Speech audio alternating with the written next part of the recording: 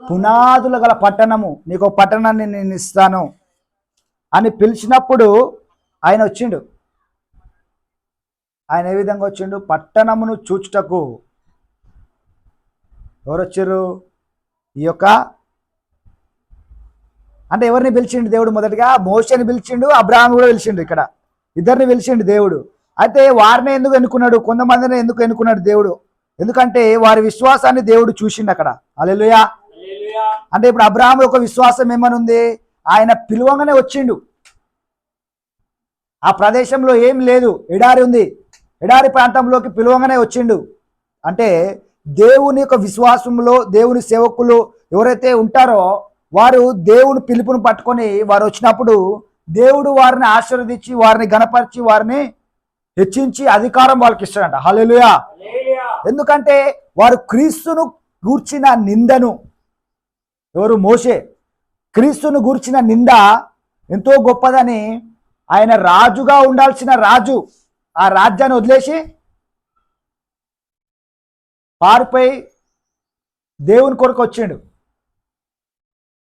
హల్లెలూయా. ఆయన దేని వదిలేసిండు? రాజ్యభోగాలను వదిలేసిండు. అందుకనే దేవుడు ఆయనకి ఏమి ఇచ్చిండు? అధికారం ఇచ్చిండు. 2 పాయలుగా చీల్చే అధికారం ఇచ్చిండు.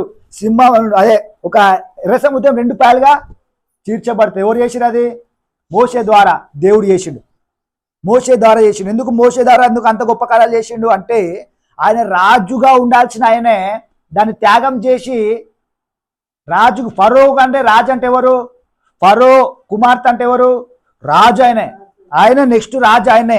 అంటే దేవుడు ఎందుకు ఒక అభిషేకం ఇచ్చిండు? ఎందుకు అంతగా దేవుడు ఆయన వాడుకుండు? ఆయన రాజభోగాలు ఉండొచ్చు కదా. క్రీస్తును గురించిన నింద అంటే సేవకులకు దేవుడు అధికారం ఇచ్చిండు. అందుకే సేవకులు ఎందుకు వారు పని చేసుకోవచ్చు, మంచిగా ఉండొచ్చు. కానీ ఎందుకు దేవుడు వాళ్ళని పిలుచుకుండు? ఎందుకంటే క్రీస్తుని విషయమై నింద, ఆయనతో పాటు సిలువ వేయబడిన యేసును చూసి ఆయన బయటకు వచ్చిరంట వాళ్ళు. హల్లెలూయా. కాబట్టి దేవుడు వారికి అధికారం ఇచ్చిండు.